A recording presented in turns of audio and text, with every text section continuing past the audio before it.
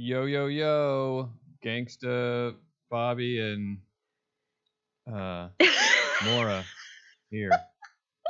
Oh my god. That's good. That's a great start.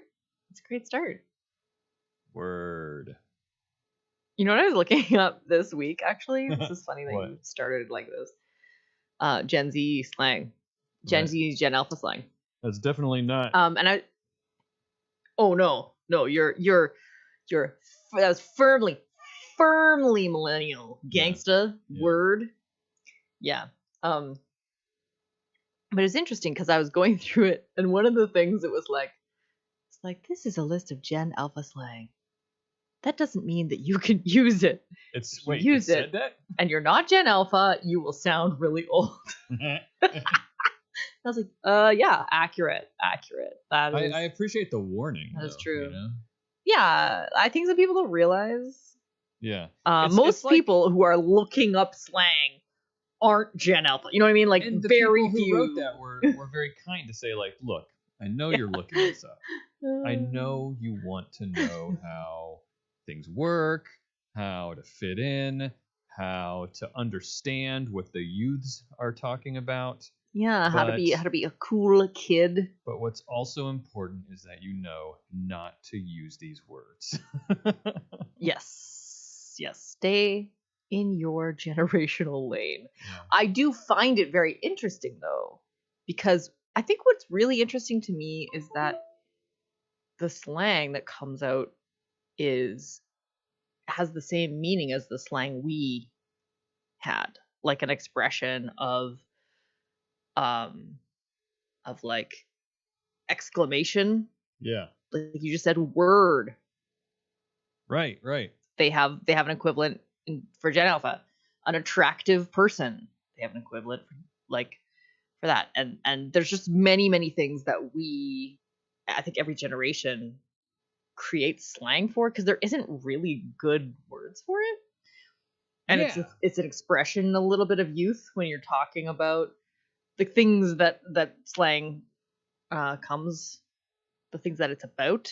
The definitions of it tend to be part of youth culture. Do you think that there is a particular reason that a certain you know, what am I trying to say? Like a certain like idea has to be what the slang is about every generation, like the ones you just mentioned. Do you think there's something to that? Yeah. 100%. Yeah. I think it's just what's on their minds, right?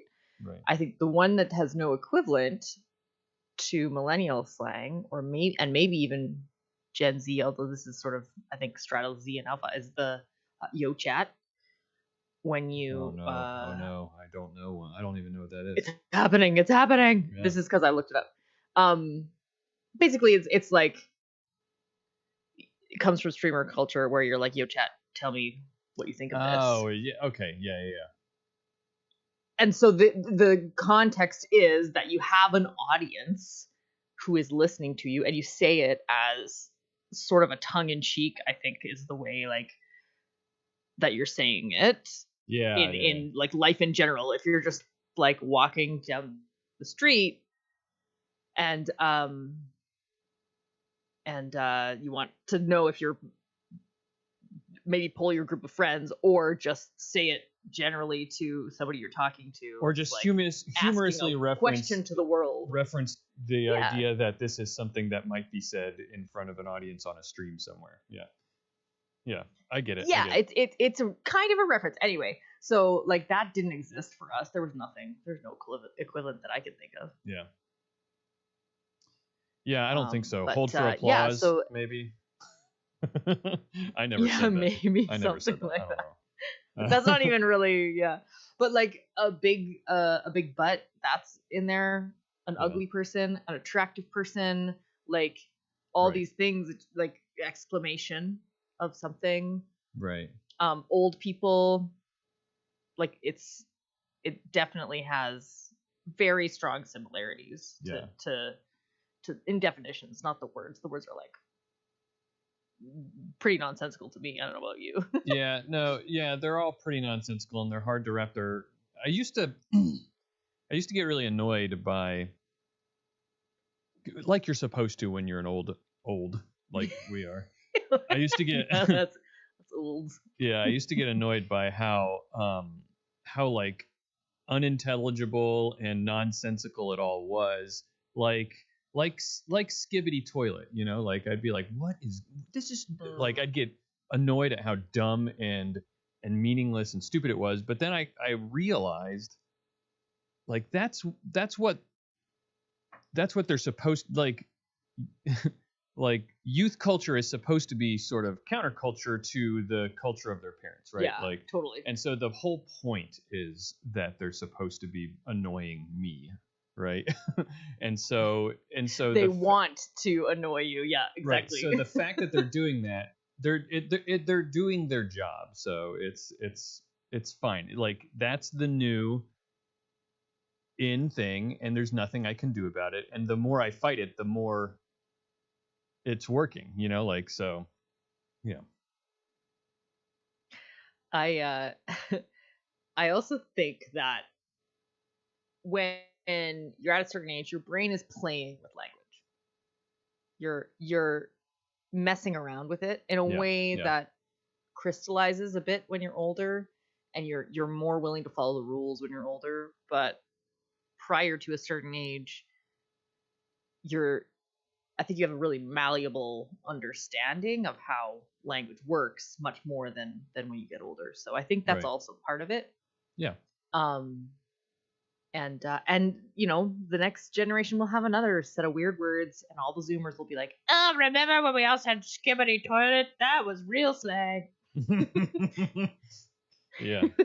And they'll all be trying to make their kids understand how funny Skibbity Toilet was, and those kids, our grandkids, will be like, what is going on? And it'll be a group of 40-year-olds who are like, yo, chat, and they'll all laugh, and all their kids will be like, oh my god. Yeah. It's just how it goes. The cycle continues. Yeah. Marches on. Exactly. So I have... Look at this fabulous crew before you continue. Yeah, and I do want to hear about your eggnog. This is the pre-show, right? Of course, and patrons will hear this, but we have a live show today, and we have already a pretty robust live show. We've got a couple of people I haven't seen before, but of course some regulars like Barry and Cyrenex, and I saw September. Oh, there's September. Palmer is here, but we've got some other people. Coos Holly. That's a great name. Koozle Holly? Yeah. I don't understand it, but I appreciate it. Yeah. And Stuffity, also another great name. Tweep. But Stuffity, I like Stuffity. That's fun to say, Stuffity. Yeah, so... it is fun to say. Welcome, everybody. We're having a good time. So before we finish the pre-show, I have to finish my eggnog. I'm drinking a glass of eggnog because... So I have to finish it before the show, because it's the worst thing you can possibly drink if you're going to be podcasting or recording your voice in any way. Well, you are currently doing both of those things, so yeah. But tell us about why you're adding sugar, milk, and egg to your palate. Yeah, because normally I would never do something like that. I'm pretty picky about that. In fact, I can hear every little crackle of mouth noise in these fabulous headphones. So I'm hoping that nobody else can. But there was. Did you know that there was an eggnog shortage? No. Yeah. Where? Oh, because there was an issue with eggs a few months ago. It's because of. We were joking about it all season. We always get eggnog around right before Christmas, and we only ever get one small little carton of it because it's so unhealthy. But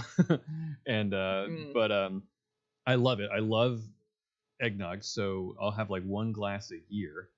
And we always wait till Christmas time, but we couldn't find it anywhere. Every time we went to the grocery store for a month, we were looking for it right after Thanksgiving and all the way up to Christmas, and we couldn't find it. And one day we were just sitting around the dinner table joking, and we were like, "Oh, there must be some kind of, I guess it's an eggnog shortage because." And I joked and said, "Because of the bird flu, ha ha ha." And then I looked it up, and that's exactly what happened. There was no eggnog. There was literally an eggnog shortage. And it was because of the bird flu. There were people online like letting people know in their local area when eggnog showed up in the grocery stores and like all kinds of stuff. So we finally, and it's February now, but we finally found some eggnog, and I was like, I don't care if it's after Christmas. I want my glass of eggnog, and it has to be right now. And I apologize. I have some orange slices to help after this eggnog and before we start the show. And why does it have to be right now? That's my main question. Because this is our live show that we planned like a month ago. Because I was very busy and I kind of forgot that it was in the refrigerator because it's not the right time of year. And then after dinner and right before we came on here, my daughter Kaylee got some eggnog out of the fridge, and then it was inevitable that I couldn't tell myself that I couldn't have it. So that's why. All right. So I could wait, but I couldn't wait. Accept. It's my lack of willpower. I get it. I ate a salted caramel before we started. Yeah. Which is almost as bad. So here we are. Yeah. With sugar stuck to our teeth. I did a quick poll. Go ahead. What's that? I was just gonna say that I also put a shot of espresso infused vodka in here.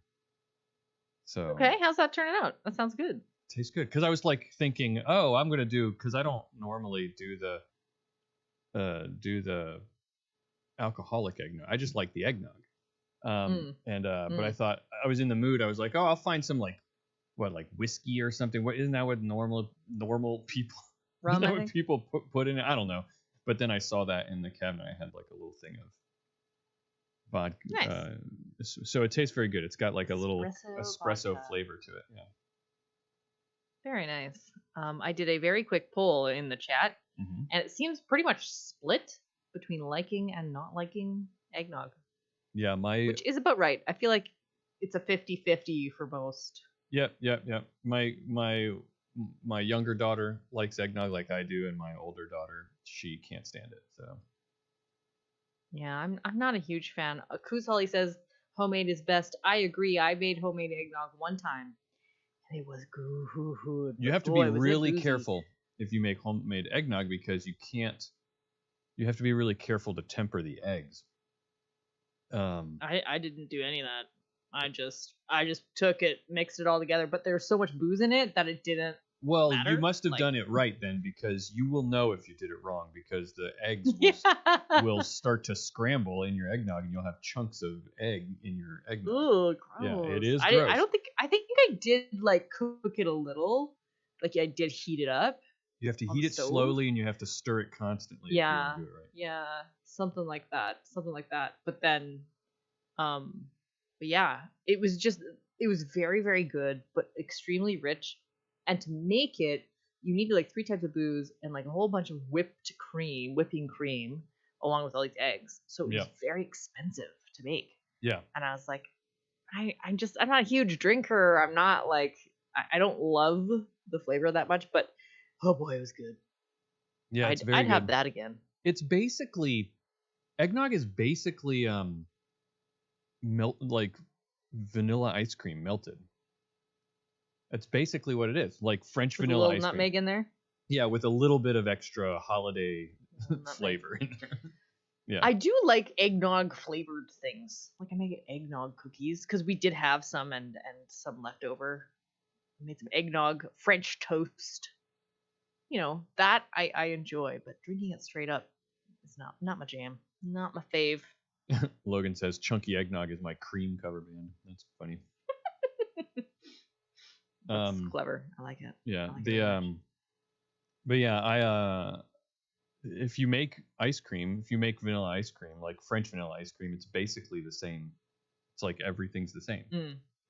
In fact, knowing that, one thing I like to do when there is eggnog around at Christmas time, because I love to make ice cream, is I like to get an extra thing of eggnog and put it in and just dump the eggnog into the ice cream maker, and without any alterations, and it makes great ice cream. It's just eggnog flavored ice cream. That totally makes sense, because when you make ice cream, if you have eggs in it, it kind of cuts down on the crystallization, right? It doesn't make as big ice crystals.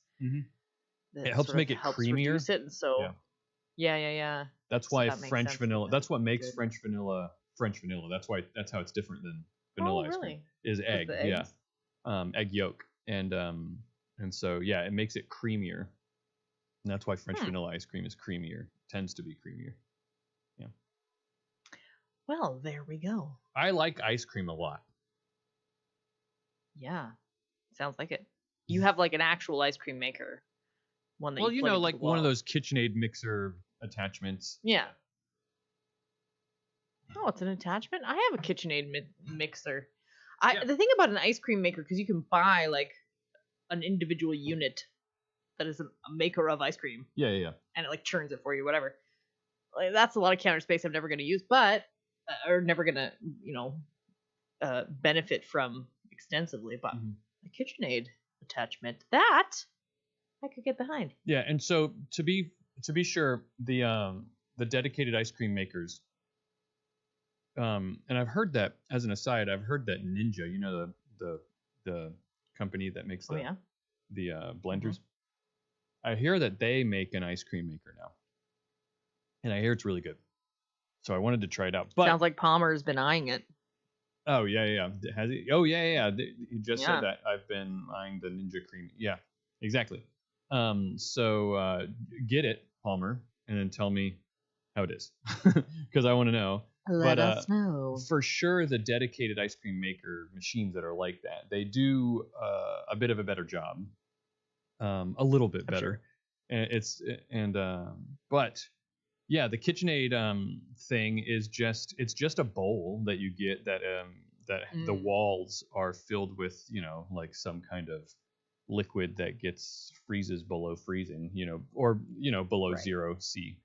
And so it gets really, you just keep the bowl in a freezer somewhere, and it just stays really, really cold. And you just attach it where the bowl goes, it just fits right in there. Yeah, and it's got a little like a paddle, a churner paddle thing that scrapes it off the side, and you just pop it in and let it run for like 20 to 30 minutes with your stuff. You can make sorbet with it. I make sorbet. That's really good. All kinds of stuff. That sounds great. Yeah. I'm in. Yeah. Sold. Yeah, it's about $100, so it's like what, 500 for you? Yeah, maybe 1,000. Everything's so expensive. I just like, anytime I see something I could buy, my immediate reaction is no. Yeah.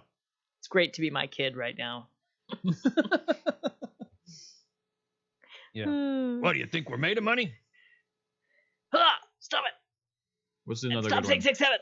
You think money grows on trees? No. Who do you think makes that money? Yep. Yes. All right. Yeah. My parents are my kids are pretty undemanding, so but things come up, man. Things come up. Yeah, stuff happens. Stephanie, it's 11 a.m. on Saturday. Okay. Where are you? 11 a.m. That is Australia? That's ahead of us. Yeah. It would have to be over there across the Pacific. Japan? Somewhere. Because it is 6 p.m. Friday, so you're listening in the future. Dang, that's like way in the future. Cool. That's like more than 12 that's hours. Like 2. Yeah, that's why it has to go. We have to go further than halfway around the world. Wow. Or Australia. I was right. Yay! Nailed it. You got it. Stuffity. So proud of myself. Stuffity. Well, welcome. Yeah. What's slang like for Gen Alpha in Australia? Yeah. Is it the same? Is it all 6 7s and skibbities? Or is it something Australian that I will not attempt? I know. I'm actively making myself not do a bad Australian accent. Yeah. Also, secondary question: do people constantly do bad Australian accents towards you when they are not Australian? Oh, for sure. I'm curious. Gotta be, right? That must be. People do that a little bit with Canadians, but our accent, compared to Americans, is not that dramatic of a change. So yeah. There's less of that, Just eh? everything sounds like a question Less of over that, there, eh? up there. Ooh, you think it sounds like a question, eh? Same slang here. Okay, sixes and or sevens. Thank you, internet, for that. Yeah, we do live in one world now. Truly. All right. We have to look, guys. We got to get this science thing started because Maura's. If you could see Maura's notes, it looks like it looks like she just printed out like some. It looks like an insane some person. Basic code or Really? COBOL or something like that. Like it looks like if I read it on air, you'll all get hypnotized. Like it's not. It'll all make sense. It'll all make sense. Yeah, it's so I have to. I was looking through it. I was like, wow. I hope Bobby doesn't scroll down too far this time. Oh, I did see it, and I saw the notes, and I kind of like you know how like your eyes go blurry and you kind of like have to blink a couple times and shake your head. I kind of did that. I was like, what? and then I just said, I'm sure she knows what she's doing, and I just moved on. Given an additional hour, I would make them look much cleaner. Yeah. But I kind of ran out of time. So here we are. Live listeners and patrons, you guys will understand when we get into it, I'm sure. But what we're vaguely talking it all makes sense. Yeah. I promise. I hope. I think. All right, let's do this. February 9th.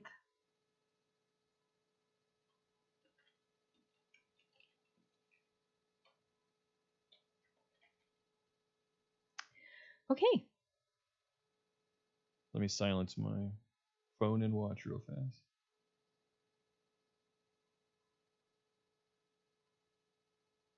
And text my wife and remind her that when she gets off work, that I'm like it.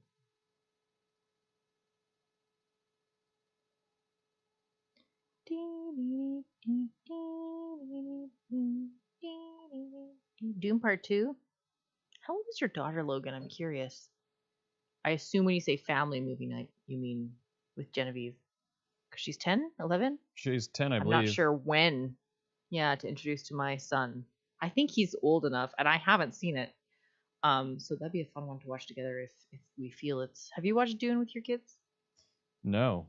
No, I haven't. Me and Zoe are watching...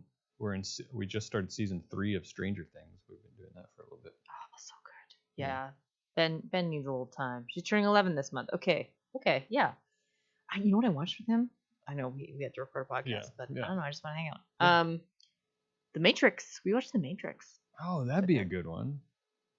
It was actually really good. A little more violent than most of the things he's used to. Yeah, and Kaylee might not like it. Kaylee has sometimes trouble with violence, but yeah. There's like some adult concepts, but nothing like that I felt was too beyond him. Yeah. So yeah, it was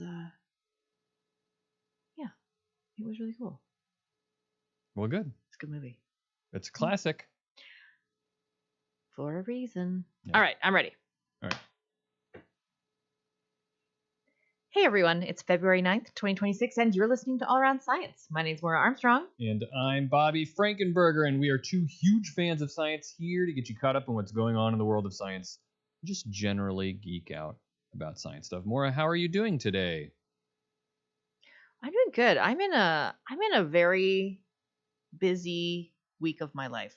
Oh, are you? Right now. Yeah, and I try to avoid that word, busy. Yeah, you stopped me from saying it as much as I used to. Yeah. Yeah, it's not that it never applies, but if you say it all the time, then what are you really saying? You just sort of create a frenetic sense to your life. So I don't use it often, but I'm just like I had to bring the car in. I had to get a blood test. I had to take my kids to this. I had to it's like report cards came out, so we were dealing with that. And my parents are visiting. It's our like robotics competition week. I have to go to a funeral, sadly. Oh no. There's like a birthday party. This is in the span of like 4 days that I'm describing. It's just been like ratcheted to the nines, and that's how I've been that's how my week has been. And right in the middle is this recording. So, during the pre-show, I was feeling particularly verbose. I think I went for a little longer than I normally Yeah, do. normally I it's think I my fault that just we been have so a like 20-minute pre-show. This time it was yours. it's true, and I also feel like my feature may run long. So if I'm particularly chatty, I think it's just because I haven't been able to like just sit and talk to someone for like Yeah. 4 days. Yeah, It's well, just been like, go, do this, do that, be there. we'll try to tough through it. If there's one thing that makes a podcast a little tough to listen to, it's chatty hosts. So It's interesting conversation. Well, yeah, that's the interesting part that I'm a little worried about. yeah, but I didn't say. how are I didn't you try doing? to hold interesting over your head. I'm not trying to put that kind of pressure on you. See, there's my brain's just not staying in one place. So bear with me, folks. But I Yeah. do want to know, Bobby, how are you doing? I'm doing great. I had a little bit of some orange slices before we went live to counteract the thick, sugary, syrupy eggnog that I ate, well, I didn't eat it. It wasn't that thick. But if you want to hear more about that, listen to the pre-show, because we have live audience tonight, and we were chatting with them about eggnog and Australia and time zones, and what else were we talking about? All kinds of things. Movies. Movie night. It's Gen Z and Gen Alpha slang. We were not, again, really on one straight path there. Yeah. We hopped. But check out the Patreon if you want to get access to our pre-show, and that's patreon.com/allaroundscience. But I'm doing great. I just got some new. I set up a new electronics. So I'm trying to teach myself electronics repair. Did I tell you this at all offline or anything? No, you didn't. I've decided it's something don't. I've always been interested in wanting to be able to do, like just all the time. I'm sort of the type of person who wants to be able to fix things and just try and not just buy new things. But if something breaks, I want to try and fix it, and I do quite often. But more and more, you run into things that just have an electronic component to it, and I'm talking about like circuit boards and other electronics, that involve wires and soldering and switches and resistors and all that kind of stuff. And I don't know a lot about how to troubleshoot and repair those things, and so I decided I just want to learn how to do it. So I've endeavored to learn how to do it, and it's a little bit challenging to get started because there's a lot of very specific tools you have to get to be able to do it. I needed a new soldering iron. I had a soldering iron, but it wasn't quite the kind you want for this. It didn't get hot enough. And I had to get some just other things to be able to work on things, and I got myself on a little electronics workbench going now, and I'm teaching myself how to. I want to be the person, like you get, you're so and so, your radio or TV is, well, let me take a look, see what I can find out. Let me just take that apart. Bring that to my electronics bench. But also like I like the idea of going to a flea market or a yard sale and finding this old thing that just doesn't work anymore, and somebody's like, here, take it off my hand. I'll take it off your hands for $2, and then take it home and just tinker with it and see if I can get it working. Maybe I don't even want it, but it's just fun to play with something and get it working again. So a very useful hobby to have. That's what I think. That's what I feel like. It's like I know a lot of people in my life who are good at fixing, cars or, other things around the house, but nobody I know is able to do that, and I'm really interested in it. So I think it's a good combo. So I'm gonna learn. I'll let everybody know about the the journey that I go on, and as learning all this new stuff and how it works. Yeah. Yeah, like Radio Shack. There's no Radio Shacks anymore. But yeah, if it was 10, 20 years ago, I'd be making frequent trips to Radio Shack. Absolutely. So. Well, that's cool. I love that journey for you, and I'm excited to hear more. Yeah. I did hear a little piece of news that I wanted to share. This is very, very fast. Is that because I just read it and I didn't write down any notes about it. But I thought it was really interesting that scientists are working on a nasal spray to prevent flu infections. And they've tested it in a couple of different ways that it seems to work. And like I said, I don't have all the specifics in front of me and a literal how the very fine details of how it works. But it's basically targeting some sort of protein that flu viruses all share. And it's not going to be like a vaccine that everybody gets, because one of the challenges is the way this works is if you spray it in your sinus, in your nose, it's able to get a large portion of the viruses, like 80% of them that come through that specific airway, like through your nose. Okay. And it has to do with the way that it interacts with the mucous membranes in your sinus and the viruses and all this kind of stuff. So, but it sounded really, really interesting, because it was in all the testing that they've done in mice and in people. They've done a little bit of safety testing in people, and all the testing they've done, it has been able to work against any any strain of flu that that they've thrown at it. Even old, I didn't know this, they keep around, I guess I did know this, but they keep around old flu viruses. So they were testing it on really difficult ones from 1933. They were testing it against one from the early, the bird flu from the early 2000s, and it was effective against everything they were throwing at it. So pretty interesting. Holy moly, that's cool. Yeah, and I don't think it's the kind of thing that you have to take it. The other thing that's difficult about it is you have to take it twice a day in your nose, and so it's really just for people who know they're going into situations of exposure, right?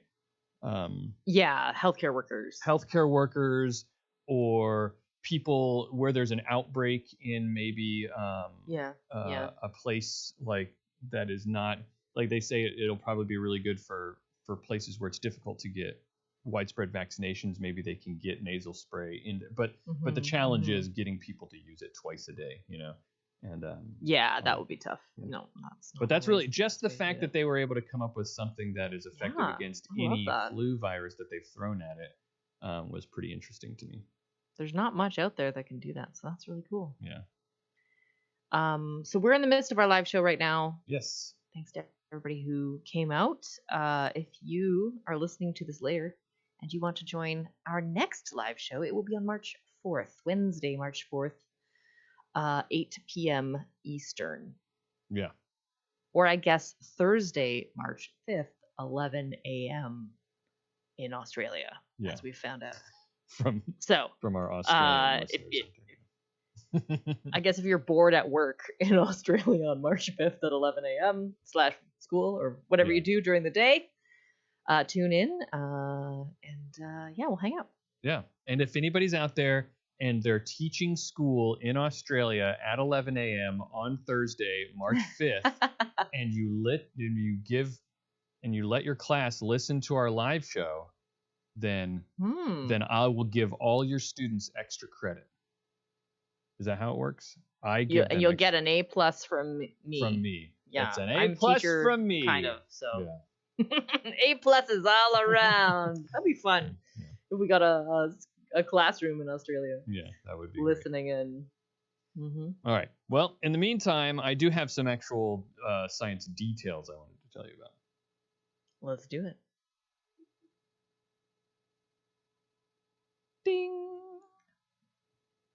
Logan, are you a John Green fan? Everything is tuberculosis. Have you heard of this book? Yeah, I have heard of the book. I haven't read it.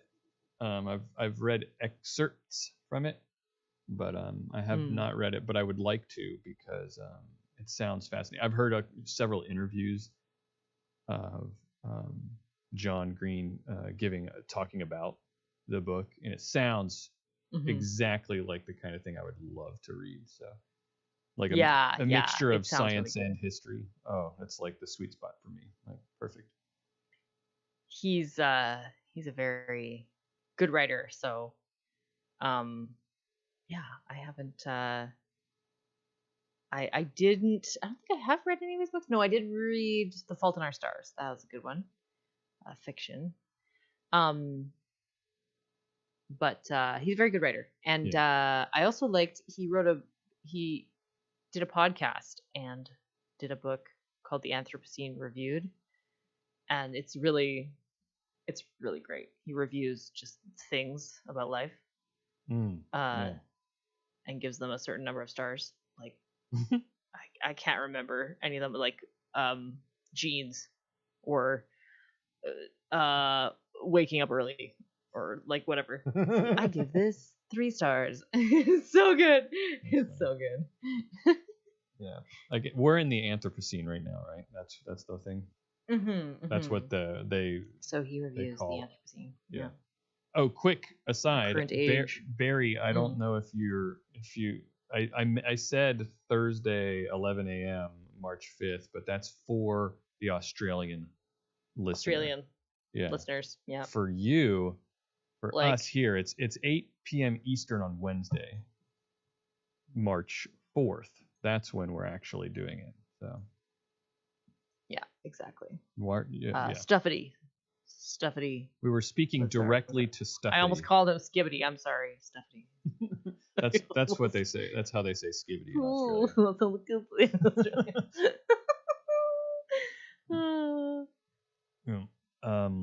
Yeah.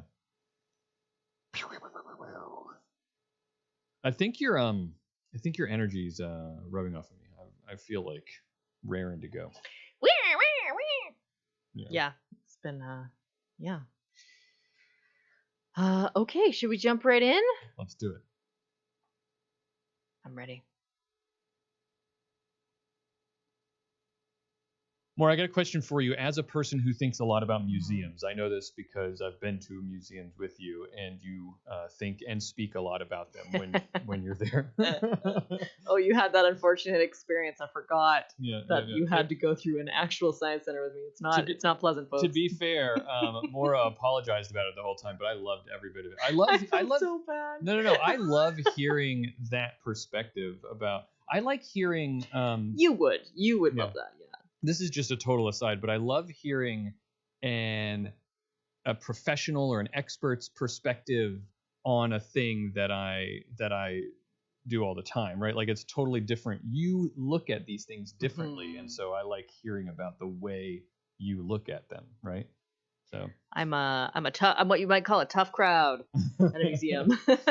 Well, let me ask you a question then. How much do you? I don't know that you're crafting exhibits or anything like that. No, that's not really. It's a very, very small, occasional part of my job. But so how much do you or do the people you work with who do that think about the sense of smell when it comes to designing these museum experiences? Yeah. I think it only really comes up if you specifically want smell to matter. We had there was like a classic exhibition at my place of work that had like body smells. So we'd put these like scented oils, and you'd push a little thing and it would puff air up kind of towards your face, and then you'd smell like it would smell like an armpit, or it'd smell like it would like smell like a fart. It was very funny. It was very funny. And we did one with like a specific type of plant that we wanted people to smell as well. Some, but only if that's the point. Right. Well, the reason I ask is because in the news, there was a paper that was written, and it was an article about how scientists, museum curators, and perfumers have worked together to create a deep sensory experience that lets you smell what it was like to, say, be there when King Tut was mummified or prepared, Ugh. embalmed. That does not sound pleasant. I love that was your reaction. But do tell. well, okay, so this story actually starts a long time ago, back in 2023, and we actually covered this news on our show. It was a paper that was published wherein scientists were able to identify the substances that were used in the mummification process. Okay. I don't know. It was like I said, it was back in 2023, so couldn't fault anybody for not remembering it. But because it was just a little small thing that I thought was interesting, and I talked about it. But yeah, identified the substances that were used, and it's not easy to identify these ingredients. That's why it took for as long as it did to find it out. We do have primary source documents that that explain the mummification process in a decent amount of detail, but it's more about the procedure than it is about the specific substances that were being used. Okay.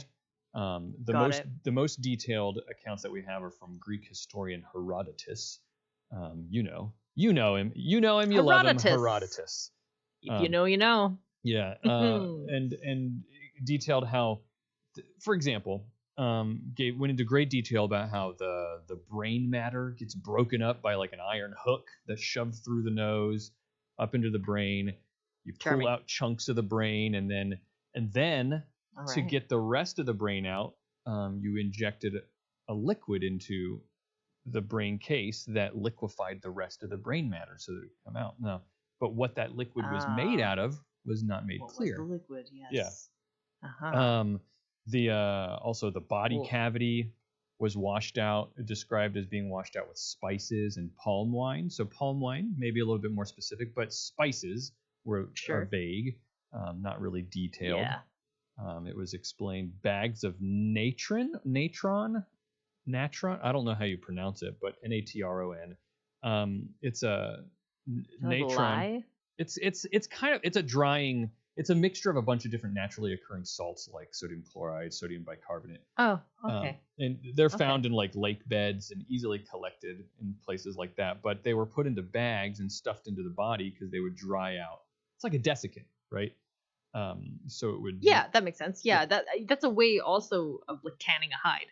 Yes, exactly. Using salts and stuff like that. Like a part of the process, yeah. Yeah, and then it was described the body gets wrapped in linens, the organs get put in canopic jars with, again, oils and spices. It's not really made exactly clear what those were, and then the body was wrapped up in linens and then coated in plant resin. But again, what was the resin? Plant resin. What plant? Not sure. Yeah. So all these different things, right?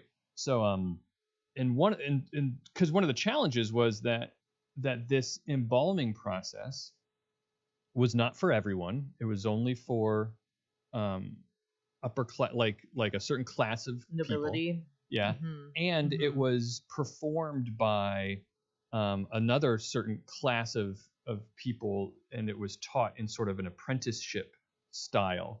So it was handed down. The process was handed down from. It wasn't like a manual was written per se that you sit down and study. Yeah. But modern science has come around and used biomolecular. That's a tough one. Biomolecular analysis, gas chromatography, which is gas chromatography. Just as a quick aside, that's when you heat up some sort of substance and turn it into a gas, and then you push that gas through a series of apparatuses that separate it out, and then you can shine light through it and stuff like that, and get different readings about what's in the substance that you turned into gas, right? That you heated up. And that'll help you know what's in it. And so they were able to do that to find the molecular composition of some samples that they took from various mummies that have been found in Egypt and whatnot. And so they Nice. found out all sorts of interesting things about that, right? Compounds that were used in the embalming process. But there were tons of different compounds, and they spent years and years and years, starting like the early 20 teens all the way up until the 10 years later, years and years and years, trying to figure out the best way to separate, what were the substances that were used in the embalming process versus what were just substances that were just showing up naturally from like the decaying process, right? Yeah. So That'd be very tough to separate, I imagine. yeah, so in 2018 there was a paper that was published that explained that there were plant oils that they found, aromatic plant extracts like a gum or a sugar that they found, and there was conifer resin. The resin they were able to identify came from specifically from some conifers, some pine trees that were in the area. So then another group of scientists looked at samples taken from those canopic jars, which are the jars that the organs were put in when they were removed from the body, right?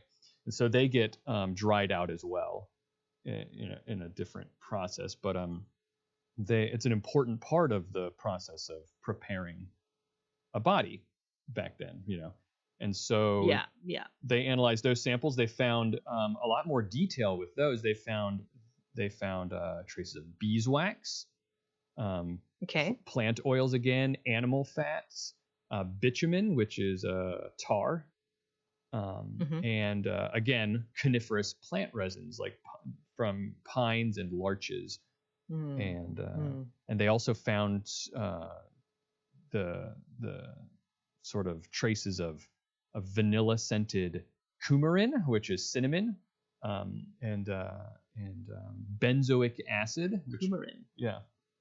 Oh, okay. So very specific now bits that they could put together to actually get a sense of not only what the substances were, but what it probably smelled like in these places where this embalming was taking place.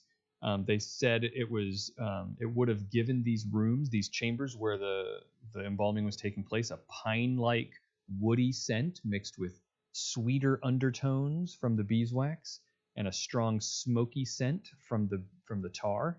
Oh. So okay, that sounds nice. Yeah, I mean it's not as gross and icky sounding as you probably first thought it would have been, right?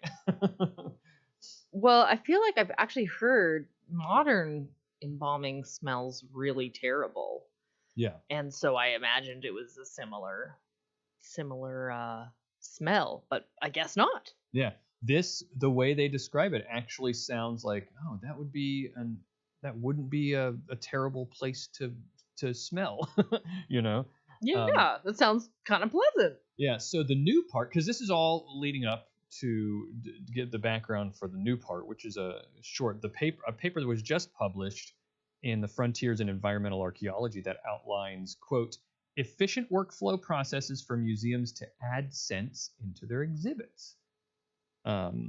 So that you could experience olfactorily what it would smell like in an exhibit that's cool. that talks about I love that. the Egyptians and the embalming process and stuff like that.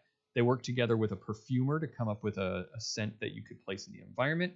The perfumer said that it's not as simple as just mixing all these smells together. Of course, you need to sort of, I would imagine. Yeah, you got to combine them in a way that the quote that this perfumer gave was, it needs to evoke the complexity of the original material rather than just its individual components. And so I imagine someone who's really familiar with putting together perfumes probably is really familiar with the nuances of how to add smells to make it so that, like, what adding this will affect in terms of the overall experience of the smell, right? Because that description sort of sounds like it evokes the advertisements you sometimes hear for men's cologne Yeah, or yeah, like deodorant. yeah, Woody, pine like, smoky, yeah. like there's sort of that same kind of idea. So then you wouldn't want to accidentally make Axe body spray Right. and be like, look, it's not, because it's like a pine smell, right? Right. Right. Yeah. So you wouldn't be like, look, lots of pine, sort of sweeter undertones. Smell like a car freshener. Or something. Yeah, exactly. Yeah. So I can kind of understand what they mean, right? Like this is, you want to kind of give it a unique smell that we don't really know as well. Yeah, exactly. And so the paper described two different methods that they actually tested in real exhibits. One of them was a portable scented card that they would give to people as part of guided tours, and it would, highlight relevant artifacts. Then you'd take the card out and you'd smell it, and while you're at that exhibit, sort of similar to what you were saying, where if you go and you're wanting to smell the armpit smell, you press the button at the station. But instead they had the smell on a card that they could take out and smell. The other method they used in a different museum was a fixed scent station that would sort of consistently emit scents into the air of the room. And that sounds like it would be really cool just to walk into a room, and especially if you did like had the lighting right where it was low and looked like it was lit by torches and like whatever, really get the ambiance going and then have the smell in there. Cause I'm a big believer that like you can going to museums, and I'm sure I'm preaching to the choir when I tell you, but going to a museum is to me, it's not just about learning the thing. I can do that by going onto Wikipedia or reading a book, right? Yeah. Going to a museum is being there and being somehow faced with, or I wanted to say confronted, but it's not really what I mean. Like for lack of a better word, like you're in front of this thing and you're experiencing it, right? Either touching it or looking at it. Our preferred buzzword in the museum world is immersed. Yeah. I mean, that's exactly what I'm saying, right? To be really immersed. And that's what you're saying. And that's totally the goal of a lot of museums and exhibitions, is to immerse. And we hear all the time how the sense of smell is a very evocative sense. And so it's so much information can be given to you, and emotions and feelings and it can take you places, and it can really just immerse you with the sense of smell. So I think that's fantastic that they could pipe this into these exhibits, because what's the dream of like a museum curator is that you inspire someone to want to pursue this, right? Like to be so inspired by your exhibit that they want to make their life studying this, and I could see that being like people going in there, like a young person going in and seeing it and smelling it and hearing the sounds and and just being fascinated by it enough to want to like know more, and I think the smell is just awesome, right? Like it's really cool. I'm very connected to memory. Yeah.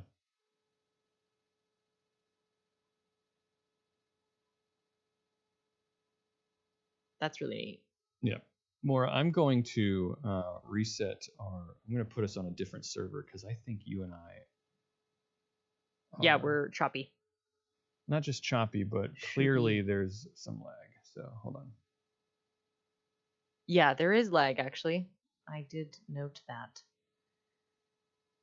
So hopefully this won't. Palm wine. Barry, I'm betting it's wine made from palm fruit. But that's a guess.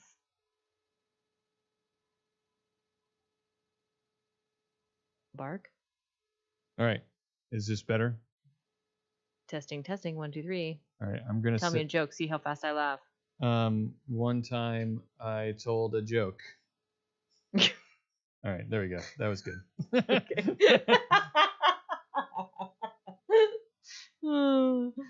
That worked perfect.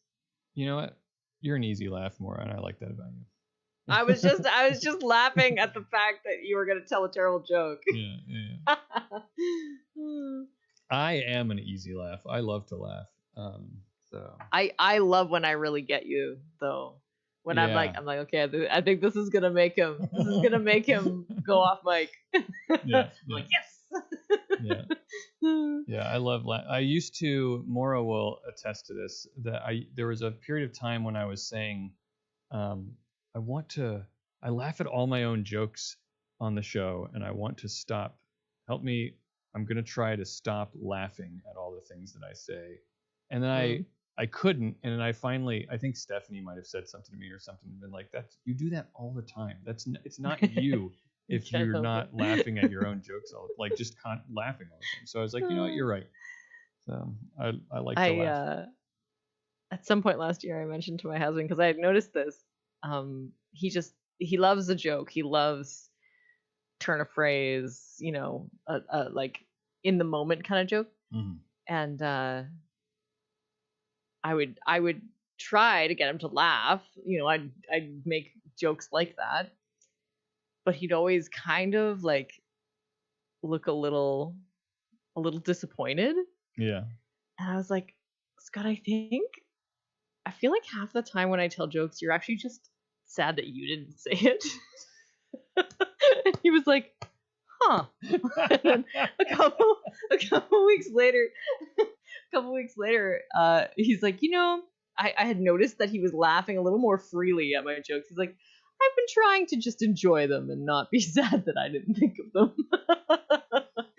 So it was that's really funny. I have this image, like I can, like he's just sitting there and you say something, he's like, God, that was good. Totally. That's exactly what it was. I was like, God, I should like, or I'll say something I think is so funny, and then he would give me nothing, and I'd be like, I really thought that was a good one. Yeah. And so I think he was just like,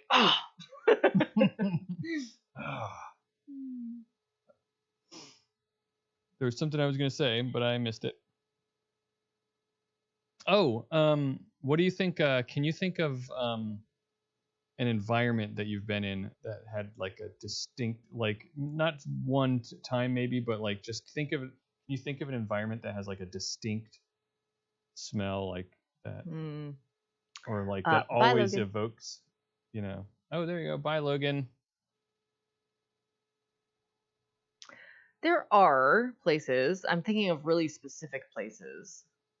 Like specific to you? Yeah. So I don't know if that's super helpful. The first place I thought was my, like, I can still smell it, like my home church growing up. Okay.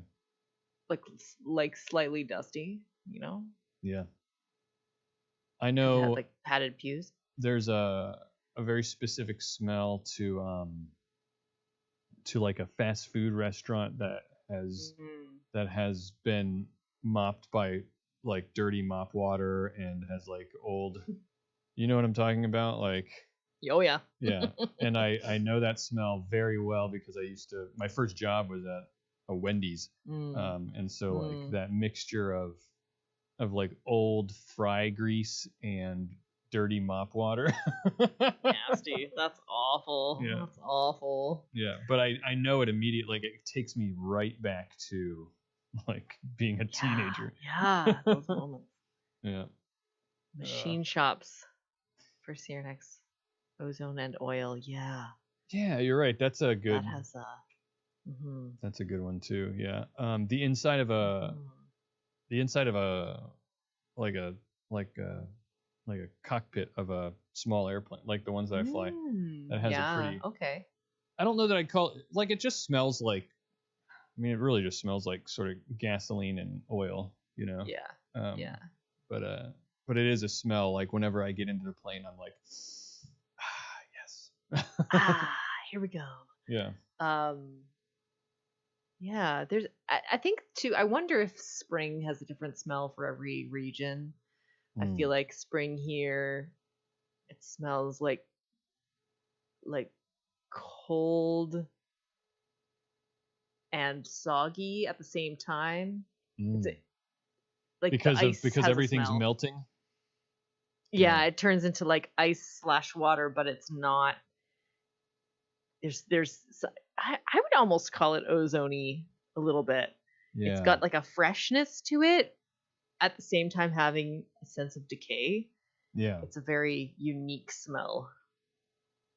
Yeah, like I wonder if it's possible, like if you were I'm thinking if I was like at a museum and you could like, and there was a room about, I don't know, thunderstorms, and you could pipe in that smell that is in the air right before a thunderstorm, you know, that ozone-y smell. Yes, that sort of cinnamony smell sometimes. Sometimes I smell like Really? spicy. I don't ever get that. Maybe that's again a specific. It's the wrong. It's not.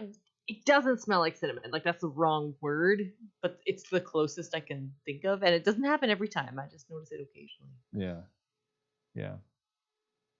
Can't think of. I mean, I would know this. I would know a smell when I smelled it, of course, but like a locker room, has a particular smell. Swimming pool, that's kind of an obvious one. Yeah, that one, of course, just strong chlorine in the air, right? Yeah. Although a lot of the pools I go to now are saltwater, and it's very different.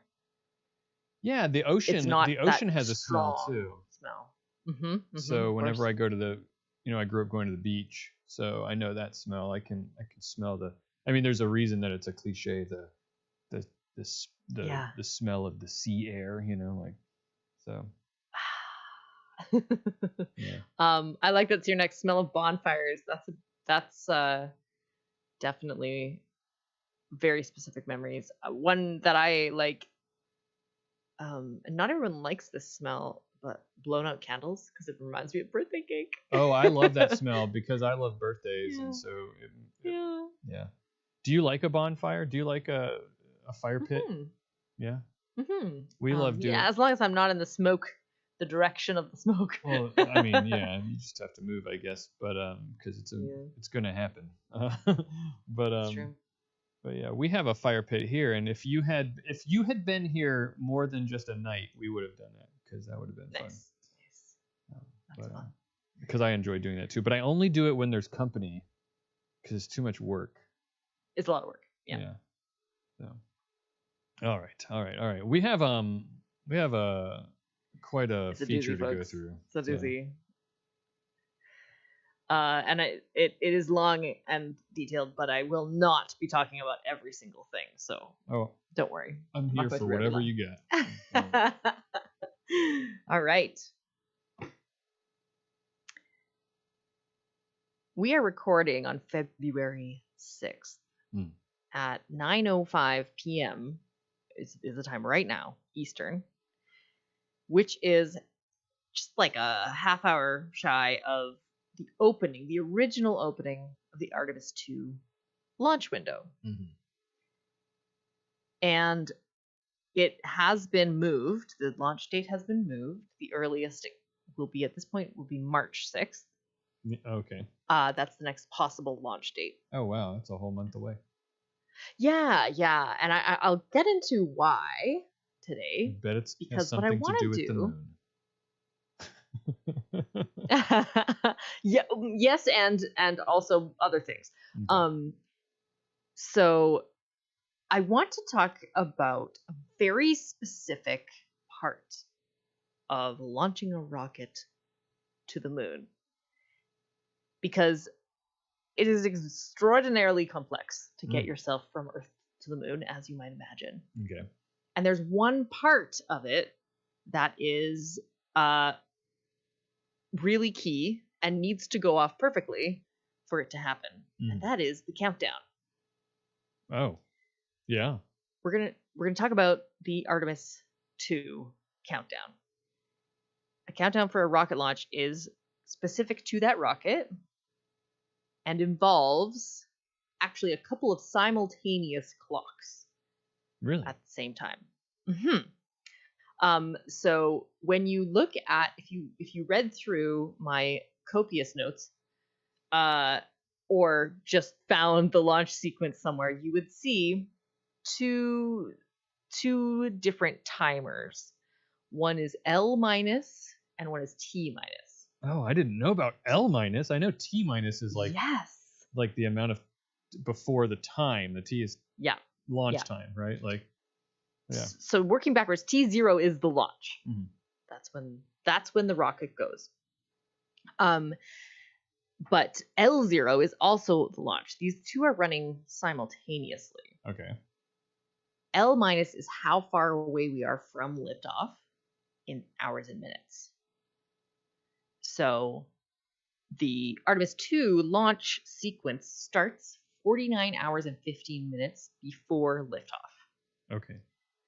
So the start of the launch is L minus 49 hours and 15 minutes. The T minus time is a specifically timed sequence of events that can pause. Oh, it can pause. It can pause. Okay. So there's certain points, and it is they don't track it quite as intensively until right near the end. But there's certain points in the T minus clock that they can stop and back up and start again. Yeah. And they actually have planned holds in it. So at T minus 90 seconds, there's a planned hold, and then they wait for 3 minutes. And then they start the count again. Interesting. And these allow, they're sort of set up to be buffers in case there's something that they need to adjust or address right away. So it could be 3 full minutes, or it could be 30 seconds, or whatever they need in that window. Okay. To make sure, or if they have to check one last thing, maybe they're doing one more readout. They're seeing, okay, if we leave this here for 1 minute, does the pressure get too high? Okay, then we have to go back in the clock and start again. So they're building in, like, obviously certain checks need to happen, and they're building in time for if the check doesn't pass and something needs to happen. Mm-hmm. They're building in that extra buffer for the thing that needs to happen to correct something, or to double check something if it didn't quite pass the first time. Yeah, exactly. Oh, that's really interesting. I never really thought about that. Yeah. Mm-hmm. Mm-hmm. It's crazy. So cool. So because of course, I'm sorry, I'm going to keep interrupting you. Because keep going. It's awesome. Because of course you would want to have a countdown to the time when you would want to initiate that check, but you need the buffer as well. So you'd need like a hold time, like, oh, well, yeah, we were counting down to at this time we would do this check, but now it passed, so we don't need the extra time. Mm-hmm. So we'll pause the timer, and because then you probably want both the timers to reach 0 at the same time, I'm guessing. So that's the idea. Yeah. And the launch windows there are 2 hours in the day that the launch window is open. And so I didn't know that either. Between 9:41 was the original launch window and 11:41. I don't think it's exactly 2 hours, but like 2 hours roughly. Right. They can launch, and this part, which I'm not going to talk about, it's all about the positioning of the moon, the rotation of the Earth. Like if you launch a rocket while we're facing away from the moon, that's going to be a problem. You're not going to. It's going to take way too much. Also is relative. Way too much fuel and energy to get there. Yeah. Yeah, and all your calculations will be off. So what you're saying these are all orbital set up mechanics to go a certain direction. Are outside the scope of what you're talking about right now. Yes, we will not be discussing that today because what I'm talking about today is literal rocket science, or at the very least rocket administration, because this is so cool. Okay, I went into this thinking, cool, I'll look at the launch sequence, and then I was like, oh my gosh, this is like a well-oiled machine of like perfect synchrony, and it's a beautiful thing. It takes so much effort to launch a rocket. Yeah. And I'm not talking about the making of the rocket. I'm talking about physically putting the rocket in place, making sure it has enough fuel, and then having everything happen right up until liftoff. Because before and after that, also very complicated. But this whole sequence is mind-blowing. So we're going to get into it. And we're going to start at L minus 49 hours and 15 minutes. This is very specific to Artemis 2. So this would be different for different rockets, but that's the start of the launch window. That's when the team arrives at their station and they start the countdown with their pack of cigarettes in an ashtray. Probably not anymore, but that's the image I have in my no, head. maybe not. It's true. Now they've got their camelbacks and their performance gear. You think they allow vape their pens coveralls? Maybe not. Vape pens, maybe. I don't know. I pictured NASA being a fairly healthy bunch. Yeah, maybe. So they get set up. They have at this point the rocket is already on the pad. Mm-hmm. That in itself is a whole operation, but the rocket's on the pad. It's upright. It's put together. It's ready to go. Okay. At L minus 47 hours and 30 minutes, or rather 38 to sorry, let me start it again. Okay, between L minus 47 to minus 38, they take those like 9 hours to fill the water tank for the sound suppression system. Right, takes a lot of water.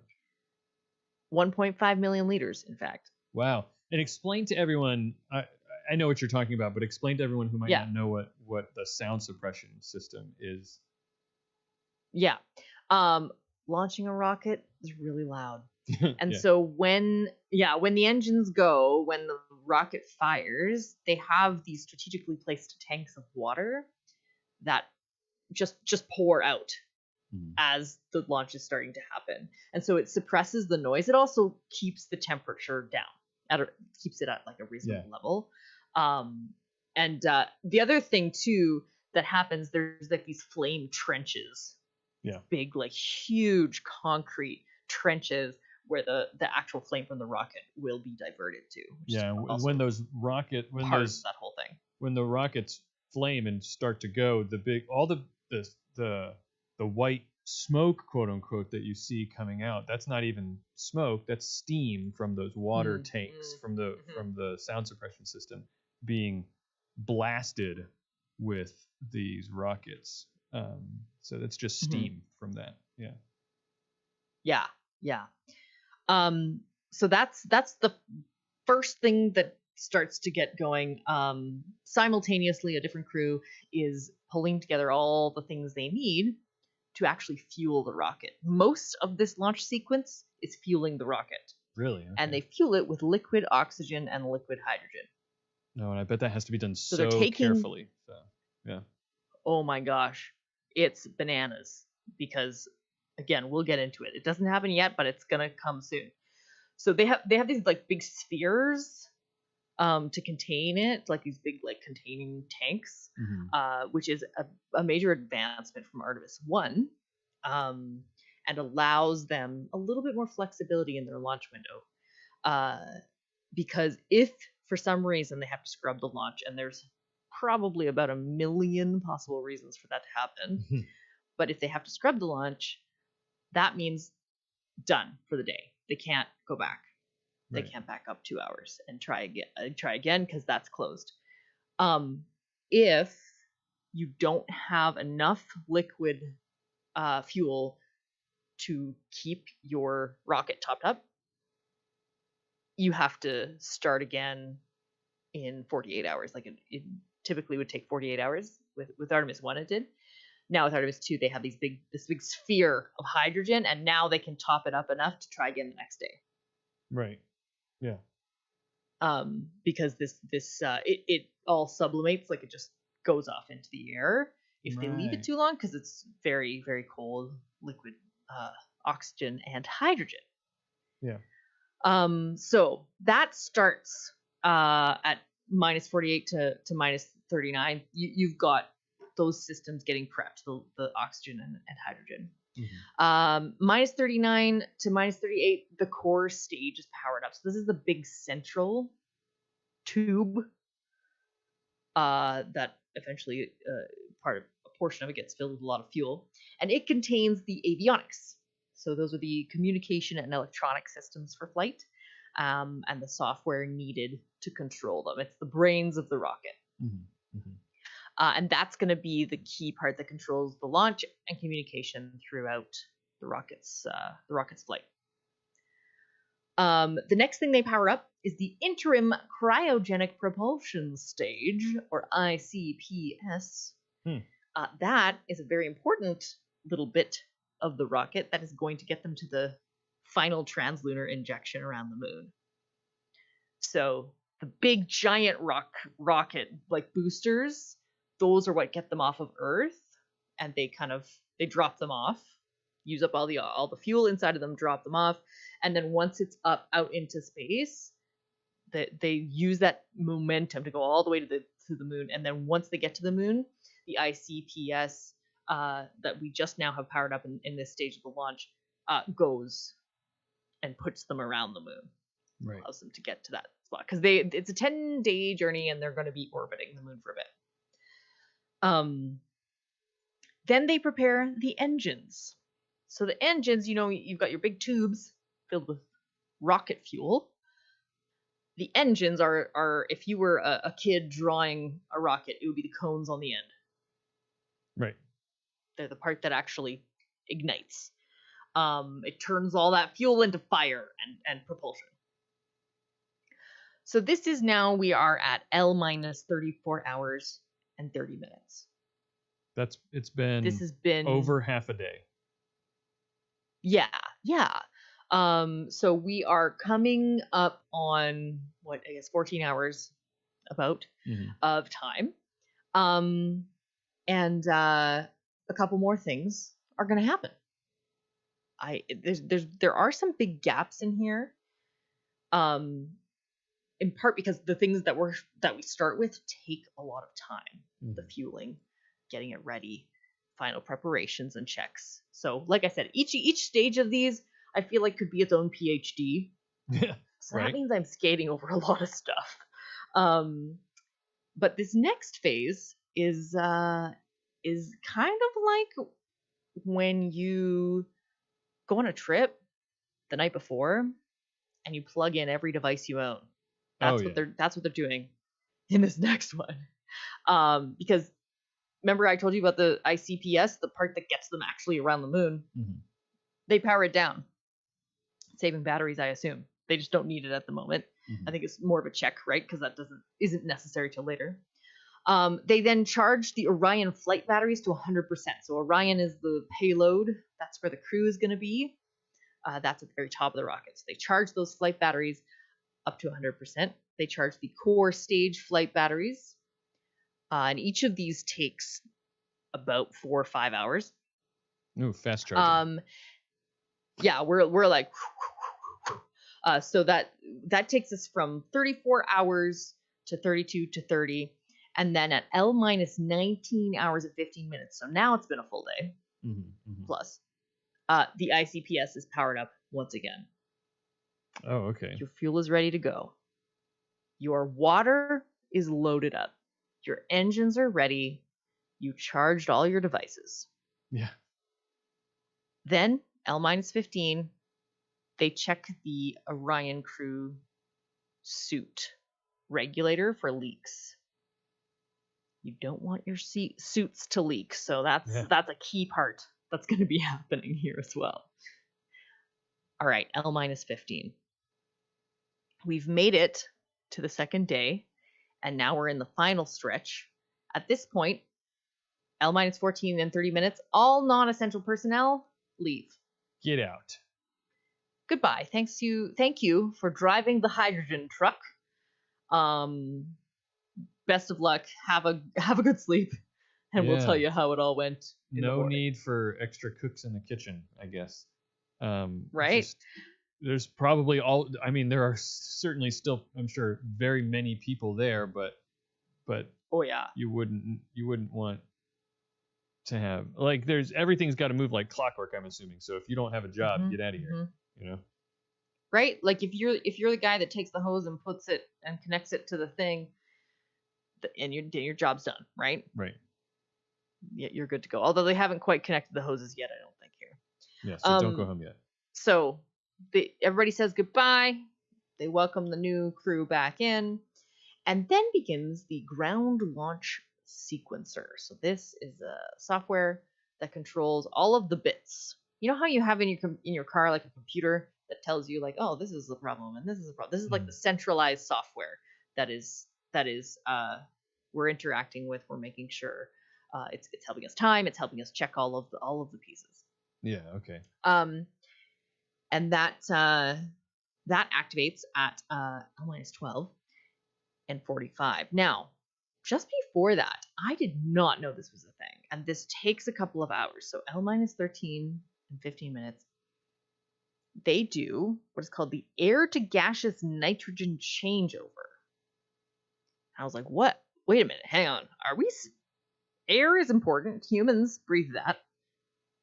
If you just take gaseous nitrogen and like flush the whole thing, that seems like a problem. Yeah. For the people who are going up there. But what this is that when they're loading up the propellant, when they're putting in the hydrogen and oxygen, they want to purge all of those, like the necessary compartments. It's not the crew compartment, but all of the mechanisms, all the intricate parts of the rocket are purged with gaseous nitrogen so that you have proper environmental conditions, because you need to avoid any hazardous gases leaking into those spaces. That makes sense. And then there's probably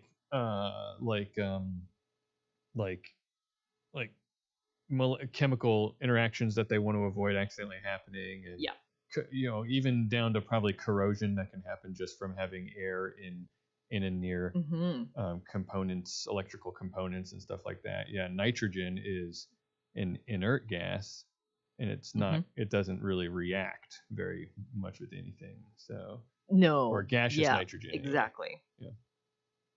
You're 100% right. So it is improving the safety and reducing the risk of hazards that build up because of gases that might be, for whatever reason, trapped in different spots. Isn't that what they put inside like Doritos bags? Is nitrogen? I don't actually know. You can get nitrogen in your tires, right? Because it expands and contracts a lot less than regular air, so it can be helpful for that. Nitrogen. I just looked it up. But, potato chip bags are filled with nitrogen gas. Yeah. Okay. So there you go. Same reason. Why? For same reason. Oh, because it's like non-reactive. Okay, yeah. Got it. Well, there we go. So at L-11 hours and 40 minutes, they do a weather and tanking briefing. So complete with, I guess, licking your finger, holding it up in the air. Yep. Basically, at this point, you have a pretty good picture of what the weather is going to look like over the next 11 hours and 40 minutes. So, and the launch team, they've just come in, done, and gotten themselves settled. They're ready to see, like, are we doing this or not? Because inclement weather means no, we're not doing it. It's funny that that's the point when they look at the weather, because that's the point about 12 hours before I have a flight that I'm going to do. That's about when I look at the weather. Oh. I mean, I'll be looking at it all the way up to it, and I'm sure that they are too, monitoring the weather for days, for a long time before. But yeah, at about 12 hours is also when I look to say, like, okay, now let me get the actual information that's gonna really tell me whether, like, this is when I'm gonna start doing the planning about weather and making some decisions about whether I'm going to be going flying or not. Yeah. They make the final go, no go decision at L-10 hours and 20 minutes. Yeah. And so at that point, if they say we're a go, 10 minutes later, that's when they start the core stage transfer line chill down. Now you say go, no go decision. We're talking about in terms of everything that they've been able to do up until this point, Yes. obviously. Yeah. So weather being a big one of them, I'm assuming, and Yeah. and then all the other things that have happened up to that point. Okay, so got it. Absolutely. So this is a big like sort of milestone or checkpoint, right? Like, okay, is everything looking good right up to this point? Let's decide whether we're going to continue with the next 10 hours of work. You know. And the next 10 hours is almost all filling the rocket. Yeah. Okay. This is tanking, they call it, filling it with fuel and getting it ready to be filled with fuel, and then topping it off with fuel. And so minus 10 hours and 20 minutes, they decide. Minus 10 hours and 10 minutes, they start the chill down. Yeah. Now, for the core stage,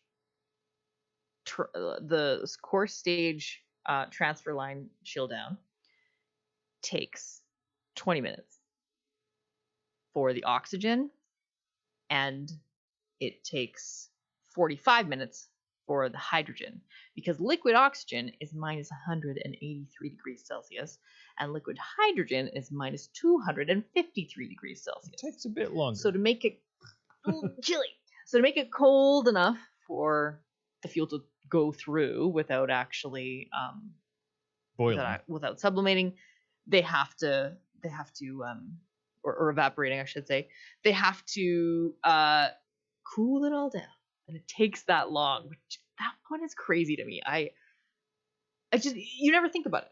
Who thinks about it unless they're a rocket scientist? Right. Crazy to think. It's like, this is like 45 minutes it takes just to make it cold. The other thing that happens is, this one's crazy too. They call it the Orion cold soak. So this happens. This actually starts pretty much right after they decide if they're go or no go, and basically they allow it to cool down. So there's a sequence they reduce the heat in this space. Orion being the payload part of the craft. And the idea is that eventually they want it to cool down enough that it mimics the environment of space, so that once it gets up in the air, as soon as it hits space, it's going to be very cold. So it has to kind of be ready for that. And this will reveal any issues that would only come out in those environments, like leaks or malfunctions. Right. Okay. Yeah. Because things are contracting as they get colder. So they allow it to chill down, and I'm sure they're actively doing it as well. I don't know 100% what the procedures are, but they allow it to cool so that they can mimic the environment of space. That makes perfect sense. I mean, I keep comparing to me flying. Not that this is obviously far more complicated, risky, and dangerous. But we do a similar. I mean, everything in leading up to the plane taking off, whenever I'm flying, is all the pre-checks and stuff you do on the ground is all basically trying your best to put the plane into a condition that it's about to be in as best you can while it's on the ground, just to check to see will something go wrong, because you would if something's going to fail, you'd like it to fail on the ground. Yes. So this is the same idea, right? They want, if the windshield is going to crack because it got too cold on the space shuttle, they'd like that to happen on the ground, not in space. Exactly. So the next part is, and I'm not going to go through every line by line, because truly it's like, chill down this system, start filling this one. They do start the T clock here. Okay.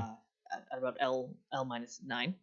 And then you're like slow filling the oxygen, you're slow filling the hydrogen, you're fast filling the oxygen, you're fast filling the hydrogen, and everything just has to cool down and then get filled.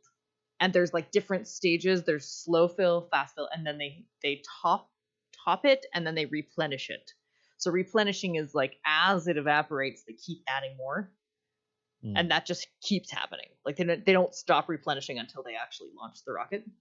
Yeah. I think I heard one time, when you see those images of the space shuttle being there ready to go, and you can see like like gas coming off of it. Like it almost looks like steam. I think I've heard before that that's liquid fuel just evaporating and gassing away, and they just have to, there's nothing you can do about it. It's, there's no way to keep it as cold as it needs to be right at the top there. Yeah. So. They have to, because it takes so much effort to keep it this cold. So now this part of filling the boosters, filling the different stages with their fuel, this is a really important part of getting ready to launch for real. But also, you need to try this out beforehand. And this past week, they did this with Artemis too. They tried filling it up. They went through this entire launch sequence, and there's more in a minute here. But they went through this entire launch sequence in what is called a wet dress rehearsal. And to me, every time I hear that, I think of somebody like peeing themselves on a stage. I don't know. That's like the first thing that comes to mind. It's a very awkward name for a very cool thing. But everything I'm describing, everything I'm describing, they did. They've already done this for Artemis 2. They tried it out. And one of the things that they found was when they got to the liquid hydrogen fast fill stage, it was leaking too much. So when they figured out too much hydrogen is coming out, like this thing is not sealing properly for us to be able to fill it, they stopped it and they reversed. They were able to go backwards in the clock and then try again, because they have a little bit of leeway because they've got those holds built in, and they also have like a 2-hour window. So they were able to stop, back up, try again. And they managed to get it full, but they still had this leak. And eventually the leak was significant enough that they decided to not do the launch today. Yeah. Okay. Because they need to address this. They need to fix this. Right. So that was the purpose of a wet dress rehearsal, to see if are we going to be able to fill this with no issues, and then put actual people in it, and then launch them into space and shoot them at the moon, like not just in space. At the moon, like... send them to the moon. I can't. It's just bananas. It's bananas. And these are enormously complex machines. Like it's, I know some people are, whenever these kinds of tests get done, they're like disappointed. They're like, oh, there's something wrong. But like, truly, it is astounding when they finally get to the point where nothing is going wrong, right? Like, and I mean, we've done it wrong a few times. Yeah, and it wasn't fun a few for times anyone involved. Yeah, and it was tragic. It was terrible. And we learned our lesson a few times in a few different ways. Yeah. And so all of these checks, this very precise checklist, this very clear outlining, they're all working to make sure that this can actually go just short of launching that rocket. They actually get to T-minus 33, or the plan is to get to T-minus 33 before they end the wet dress rehearsal. And we'll talk about why that is in a moment, but let's get back to refueling. Yeah, okay. Or fueling, I guess. Tanking, as they call it. I know that now because I read a lot of rocket science. I do a lot of tanking in World of Warcraft for my raid team. That's what my job Good for you. I'm a tank. Everybody needs a tank. So one little thing in the middle of all this fueling, L-minus 6 hours and 10 minutes, the Orion communications system is activated. So you've got the going between mission control and the actual spacecraft, which I think is very exciting. That's the cool part. That's where you get people starting to talk like this. Mission control. As I get closer, like further down this list, I get excited and nervous. I'm like, is the launch gonna work? Even though I'm just talking about it. There's a specific way that they talk over the radio, and I'll tell you what. If you ever get to go flying with me, there's just something happens when you have that headset on and you're talking over the radio to other people, like whether it be to ground control, aircraft, whether it be aircraft controllers or to other whatever. And I'm sure it's the same way when you're speaking to mission control. But there's a certain affectation to your voice that just you don't even do it on purpose, it just happens. I can hear it. You've got you've got the right voice for that. Okay, so we're fueling. We've been fueling for several hours now. We get to L -5 and 40 minutes. That's when the closeout crew assembles. They're the closers. That's right. The closers come in. So they're coming together. The crew that I'm talking about are the astronauts and specialized technicians who their job is to close the door, check the suits, make sure everything is exactly as needed. And now I know that sounds like, wow, you get to close the door. This is a very complicated door, people. I'm telling you. Every line that I say is a PhD, okay? It's not easy. And this is one of the things, because I listened to the press release after the wet dress rehearsal, and they had those challenges.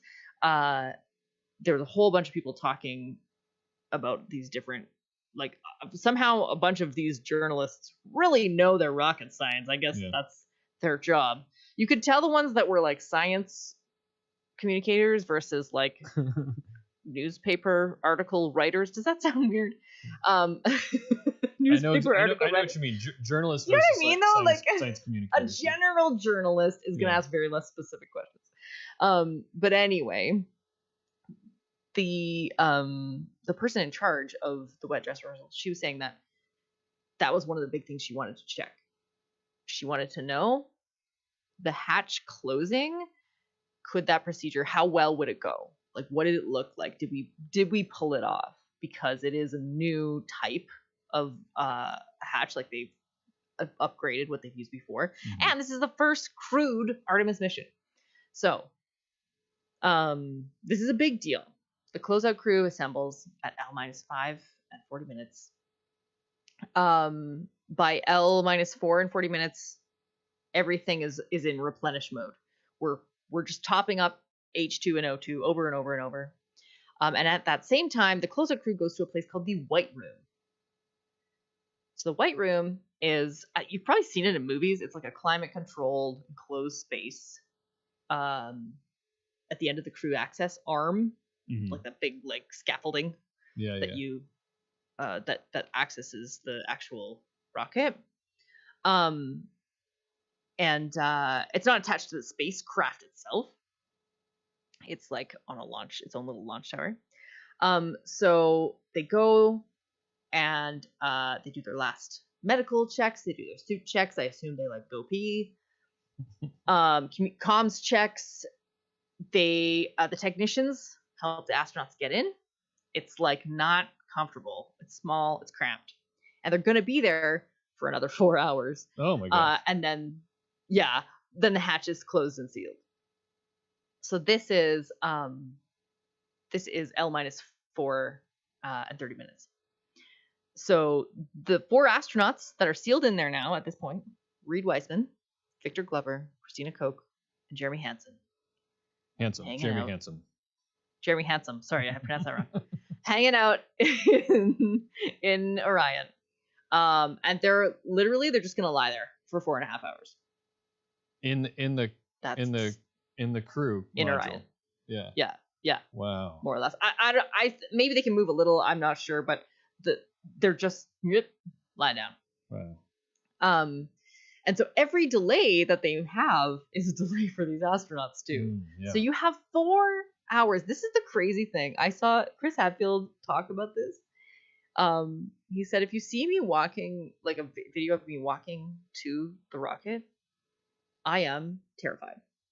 Like, you go and you lie down on top of this level of firepower, everyone would be terrified. It's the scariest thing I can imagine. Like, that is fine. You're on These are top brave of people. millions of pounds of explosives right now. Like,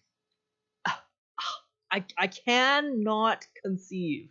I would love to go to space, but I don't know, maybe not. I mean, when it's 4th of July and I light a firecracker out in the backyard, as soon as that fuse gets lit, I run away like a chicken because I'm afraid it's gonna, burn my little finger. Yes. Oh my gosh. They're crazy. sitting on top of liquid oxygen, liquid hydrogen, solid fuel, like. And a thing that, like I said, there's been multiple disasters, and you know that going in, a million things can go wrong. Mm-hmm. So there's no hiding the fact that this is a dangerous thing to do. But they're doing it, and I love that there are people willing to go there and to go through the training and all this is crazy. Yeah. Now the reason they're there for this long is because actually closing and checking the doors is a big, huge deal. Your payload, these astronauts, they matter a lot, and we need to make sure that they're safe. And so it takes a couple hours for all the hatch procedures to go down. Yeah. Wow. And then at that point, you've got all your fuel. I hope your Boeing engines have been checked. Designing these doors. Boeing designed something of this. I can't remember. I was looking through their like description, and Boeing is responsible for them. So yeah, you got your fuel. Your engines are checked. Your nitrogen, your gaseous nitrogen's in place. Your hatch is now closed. At L minus 1 hour and 10 minutes, you have the launch director brief. Now, what happens here is the final inspections of the rocket's exterior. Specifically, we want to check for ice, frost, or damage. And apparently, there is a cryogenic ice control team / the cryogenic ice control element, the people who are in charge of checking to make sure there's not too much ice buildup or frost, checking for things like they're also checking for things like cracks. They're looking at all the sensor data. This is the last check. Is everything in place? Is this one in place? Is everything good? Does this look okay? And the question here is the vehicle safe to launch as is, or do we need to hold? So let me ask you a question real fast. And you may not know the answer to this because I'm sure there's a lot of things going on here, and there's no way you could have looked into the details of why each one of these things is being checked. Rocket science. Yeah, but why are they looking for ice on the outside of the? We do the same thing when I'm flying, but I imagine there's a totally different reason for why I'm looking for ice on the outside of an airplane that I fly versus what they're doing. Do you know the answer to that question? I only know generally that ice, if it's crusting on the outside, and of course, they've been chilling this down for hours, so you're going to get some ice formation. Yeah. But shedding ice during ascent can be dangerous. Okay. And it can also alter sort of the operation of the rocket. Like if it's irregular chunks of ice, can actually change the aerodynamic. Yeah, and that's the reason we don't want ice on our plane is because of even small amounts of ice can dramatically change the lift characteristics of the wings. But yes, there are flight control surfaces on the rocket, but they're those are a small part of the whole thing. And those are just trying to keep it steady and able to move. Yeah, when I say fixed, they're not like a plane where like the wings are shifting and moving up and down with the flaps. So that's the they want to make sure. It is, I think, more or less the same reason. Again, I didn't look into too deeply other than like why ice, because it can change the flight. Okay, that makes sense. So if all those safety checks are good to go, then we move on with that. A few minutes before the final thumbs up, the closeout crew actually leaves. well, like other than the astronauts, the closeout crew is like, okay, bye. Doors Get you in your closed. suits, and now I'm going. Yep, now they're gone. So at this point, we have reached. We've done our debrief or our briefing, and we are at L minus 40 minutes and holding. So we're setting up. We set in a 30-minute countdown, T minus 30 minutes at this point, because we got those holds in, and basically we're waiting and making sure that everything stays steady, checking the sensors, checking all the things. At L minus 25 minutes, they transition the team to Orion to Earth communication. Like it's a different communication relay, so that once they're in the air, they can talk back to Earth rather than the like Earth to Earth communication. And then at L minus 16, the launch director polls the team to ensure they are go. Oh, is this the go no go thing? I think it's like, you know in the movies when they're like you and you and you and you, they list every person responsible for everything. Are you ready? And they go down the thing and they have to give a no go decision. Like avionics go, blah blah blah go. Yep, exactly. Wow, that's once exciting. That all happens. Now we have finally gotten to the T clock. T minus 10 minutes. I just made a realization because you said what? L minus 40 minutes and holding, and I've heard that before, that phrase and holding. It made me realize that when they say and counting and holding, that means something specific, because I didn't know about the holding thing, about how the clock can stop. So when they say like T minus 5 minutes and counting, they mean that the clock is ticking. Yes. Like it's not holding. That's really cool. I didn't know that little tidbit. Yeah. That's Isn't that cool? Oh, yeah. That's so cool. Okay, so T minus 10 minutes. Ground launch sequencer. Remember that? Like 17 minutes ago? Yeah. That is the software. Right. Initiates the terminal count. So now, I mean, again, like what happens at the terminal count? I'm sure every single station has a very detailed technical list. I'm skipping over these like last minutes. So bear with me, but this is like what they published as part of the Artemis countdown. So T minus 8 minutes, the crew access arm retracts. Okay. And from this point onward, if they need to hold time to troubleshoot an issue, it is limited to 3 minutes. They can't extend longer than 3 minutes. So if at T minus 8 and 42 seconds they say hold, they can hold for 3 minutes. If they don't fix that problem in 3 minutes, they go back to T minus 10. Oh, okay. So that is like a restriction from here on out. So these 10 minutes have to go in sequence with a maximal hold of 3 minutes, or they have to start the 10 minutes over again and go back to that part of it. Okay. That's right. Okay, so T minus 8 minutes, crew access arm retracts. At T minus 6, the GLS is at a go for core stage tank pressurization. So the core stage tank, that big central tank, is pressurized at this point. I imagine they're like overfilling, because this whole time they've been like filling. At that same moment, they switch the Orion to internal power, so that they finally unplug their phones so they can leave for the airport. And then it's just a matter of flipping switches, disconnecting hoses, all the different things, moving to battery power.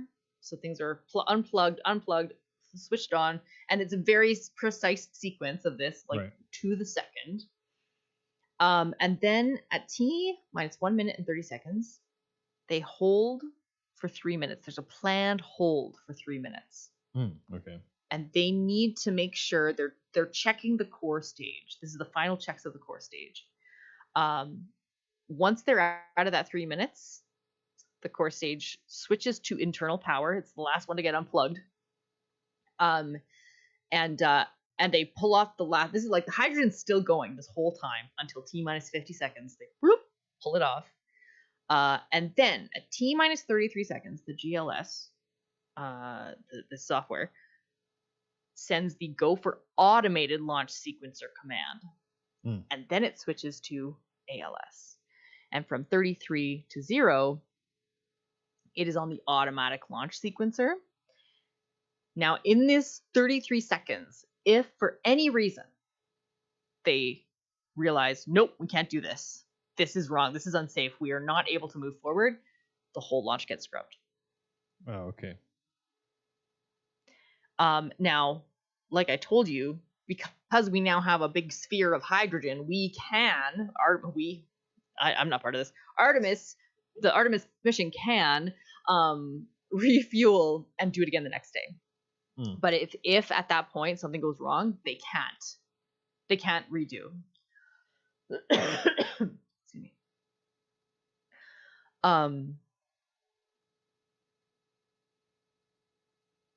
Yeah. If before the if it stops between minus 130 and minus 33, they have to go back to T minus 10 as long as they've got time in the launch window. But that at that 33 second point, that's it. And then at T minus 0, liftoff, or so we hope. Yeah. Wow. And then the space exploration begins. Man, so Isn't much. that bananas? I hope that you fabulous humans followed me along with that, because I can see, like, look, this list is long. It is complicated. But as I was digging into it, I was like, oh my gosh, and then they have to do that, and then they have to do this. And I was just like fascinated to see how they I do not know how many people do this launch, but it must be a very high number, because holy moly. It's 2 straight days. Yeah. And I bet you every single person who's involved with their small portion of it, they're probably so, like, they have to take however small their portion of it is, they've got to take it so seriously. You know, like, like every single person 100%. has to like, I wonder what kind of mentality or like cultural training, like, you know, like what kind of like sense they instill in people to, like, your job is just as important as every single other person. Take it very, very seriously. If anything looks wrong on this rubber sealing around the, you know, hose that goes into the whatever port, if it looks off, you take that just as seriously as if, you know, we accidentally dumped a bunch of liquid oxygen on the ground. You know, like you tell us, and, you know, like, because that's everything's very important. I'm sure they've made those mistakes in the past, like you said, where things were overlooked, or people were like, well, we really need to make this launch because of the Soviets or whatever it was, and then people died, you know. Yes, it's terrible. Yeah. The one small oversight. But there's a story that I've heard, and it's probably apocryphal, but I think it illustrates what you're talking about. That JFK, when he was first touring NASA, as they were gearing up for the first moon missions, he asked one of the custodians, what is your role here? And the custodian said to him, I'm sending a man to the moon. Oh, I love that. Right? Yeah. I was like, you know, whether or not that's true, I think the core of it has truth in it. Yeah, I love that. That is the idea that I'm saying, is important. Like, everybody is part of a very important team there, and you've got to take what you're doing very seriously, and everybody else needs to take what you're doing very seriously, because there's no way that any one person can handle all of that, you know. And we know the names of these astronauts. They've worked very hard to do all this. They are incredible explorers and scientists and human beings, really. Yeah. But they aren't the ones that made this happen. Yeah, and I've heard and this. The people who made this happen, we don't usually know their names. Yeah, and I've heard that sentiment over and over and over again from interviews I've heard of astronauts. Yeah. They all of them say that they, like, all the credit goes to their crew that's on the ground, you know, like, because as you said, they, and not to take anything at all away from even what they're doing, but I guess that the point I'm making is like everyone's just as important as everybody else. It's just somebody, just like somebody has to be the one who's keeping track of whether the door closes or not. Also, someone has to fly the rocket, you know, like, or fly the shuttle, you know, like, everybody's got a job, and it just so happens that their job is to be in the capsule. And I mean, that's scary, but also lucky, and like, oh man. Yeah. It is an amazing it's gonna be achievement. I'm so the excited. Whole thing. Yeah. They're setting up another wet dress rehearsal because the first one didn't go great. And once they get past that hurdle, then next step is hopefully a launch on March 6th. And I am going to be watching all of it, all 49 hours. Well, not straight, but I want to see all these steps. And I'm going to be keeping an eye on, because they do like a live feed. I'm going to be keeping an eye on that to see what stage are they at? Like, what are they filling up right now? And where are they in the L clock? So I'm especially excited now that you've gone through all these steps, because it's going to be cool to actually see it happening after we've just talked about all this.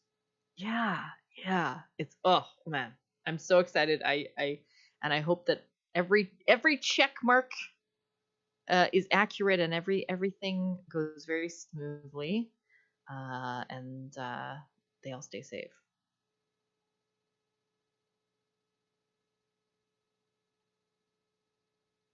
I told you I'd go long. Holy moly. That was great, though. It felt suspenseful. Isn't it so cool? Right? I was feeling the suspense as I was like researching it. I was like, what's gonna happen? But like, wait a minute, where did that thought come from? Even Barry said the chronology is gripping. Yeah, it is. I'm gonna switch our region again because it's annoying me, but let's try. I did U.S. Central. Let's try U.S. East. There. Did it flicker? Yeah. It did, yeah. Usually switching to Central it fixes it, and it did for a little while, but it got a little out of sync. Thanks, Barry. Yeah, that was really good. I really felt it. Like, you did a good job. Right? I was so excited. I'm glad my excitement translated, because I mean, a giant checklist. Is that good radio? Maybe not. I never I think if I'd thought too much about it ahead of time, I might have been but I skipped over the what I'm saying is, Maura, is that I trust you when you're like, well, thank you. You're like, this is what we're gonna do. We're just gonna walk through a checklist. Like, we're going through this detailed technical list. That's the whole show. I actually know somebody who did this work previously.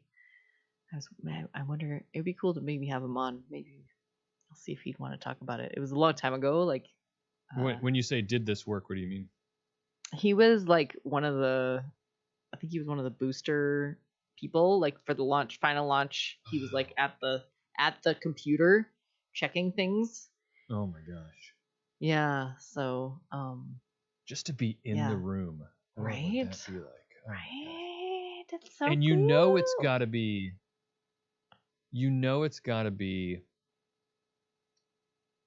intense, because because you remember when we watched the Perseverance landing on Mhm. Mars. Mhm.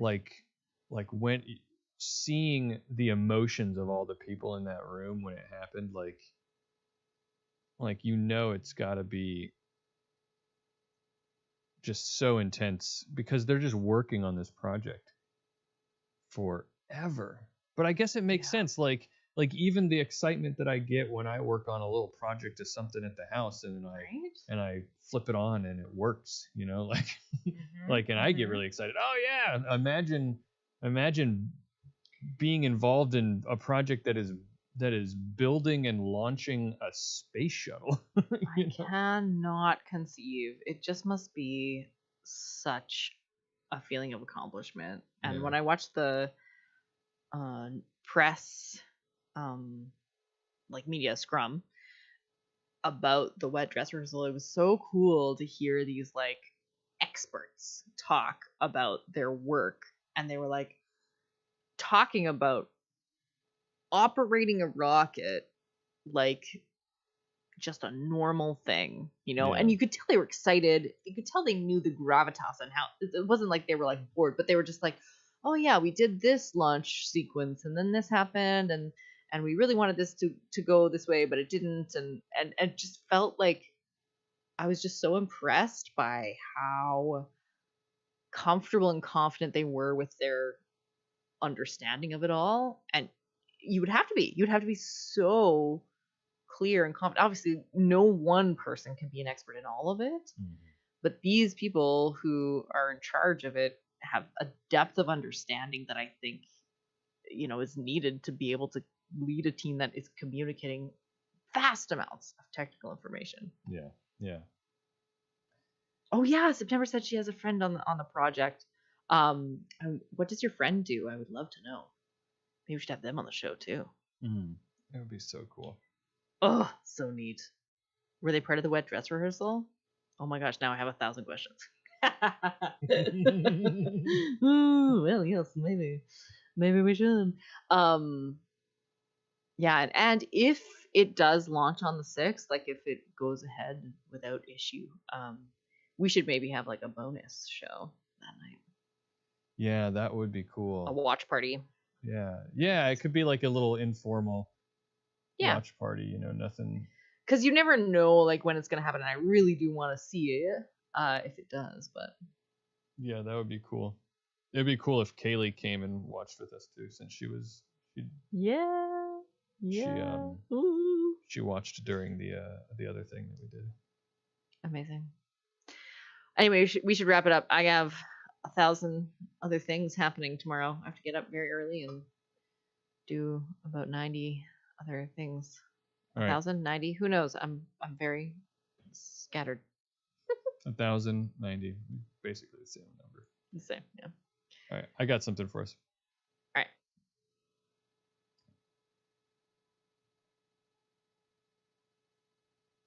More all this talk about checklists is I know I keep bringing up flying, but that's what we do. I mean, it's the same. Like it's not the same, but you're launching a rocket. It's also aviation in a way, but we live and die by checklists also when we're flying. Yeah. And there's this thing that I was reminded of while you were talking about it, and right at the end there we were I was commenting about how they just must be so like mentally disciplined about their place and importance in things and whatnot. But also another thing that is drilled into us as pilots when we're learning is that, and they've got to be the same way, is you have to detach yourself emotionally from the outcome, because you cannot, which is, it's silly to say because of course they're emotional about it, but but they cannot get this you cannot let the excitement for what you're about to do over like take precedence over the importance of sticking to the checklist. Like they drill that into you when you're learning how to fly, which is, if you go along this checklist, if there is a problem at any point, and the checklists even I do as a private pilot are still very long.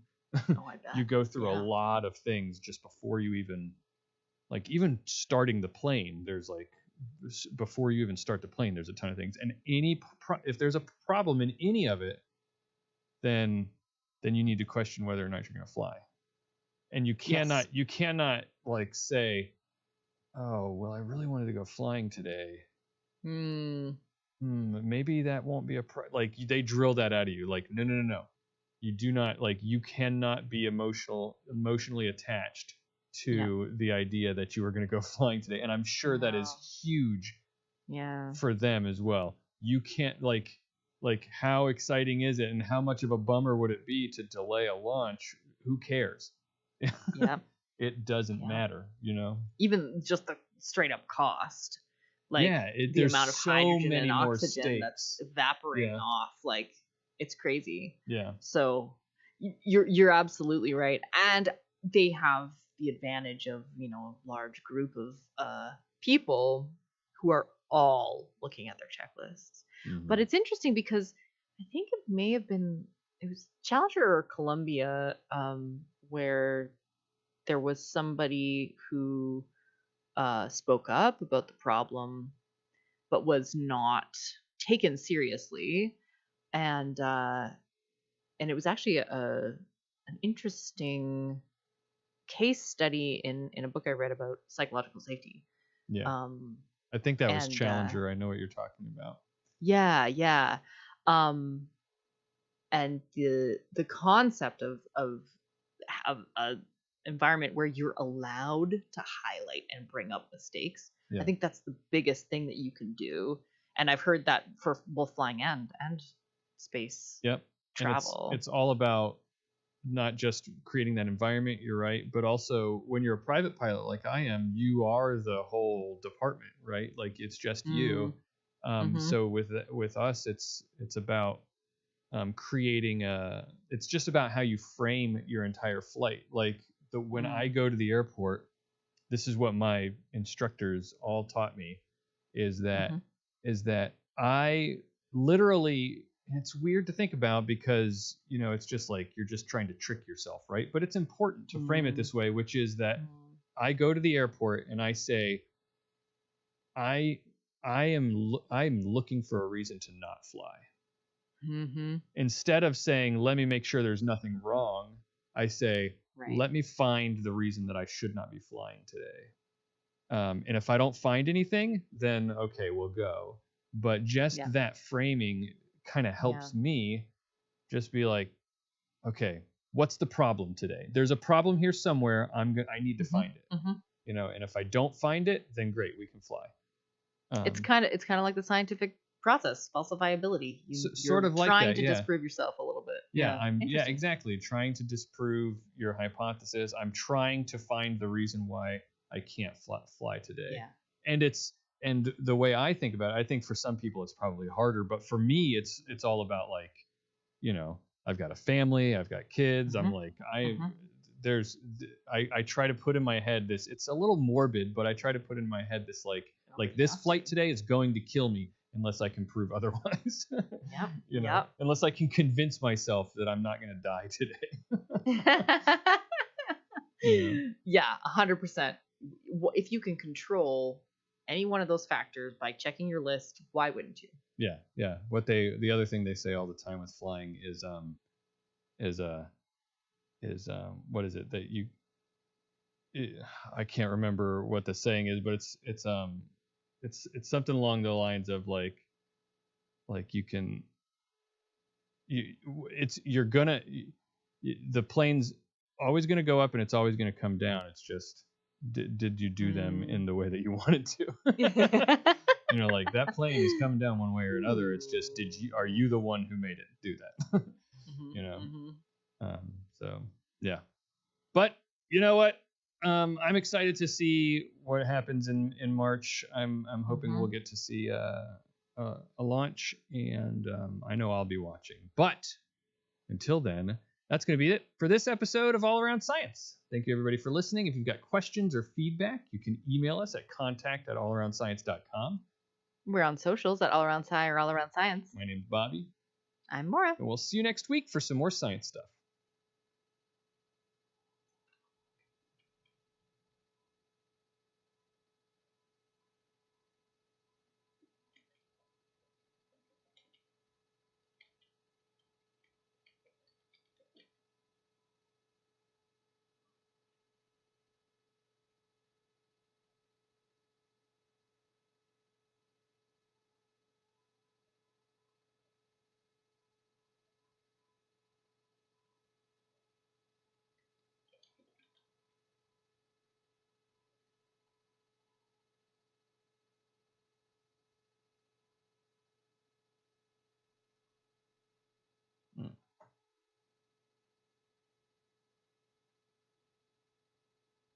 I'm glad you guys enjoyed.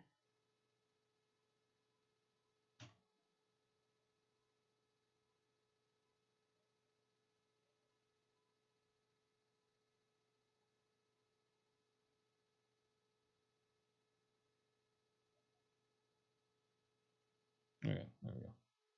Okay. There should be a question mark there, not an exclamation. Or maybe an exclamation point and a question mark. An interrobang. That's right. You don't want to Ron Burgundy that. All right. On today's episode. Want to smell a mummy being embalmed? Well, now you can.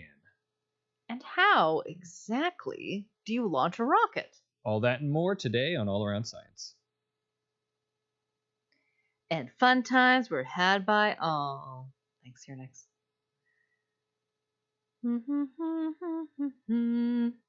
I told you feel bad that we make you wait while we type. Yeah. I told you before we started that the two stories at the end were of our notes were not going to be part of our show. Today was job shadowing day for the middle schoolers. Oh, and, yeah.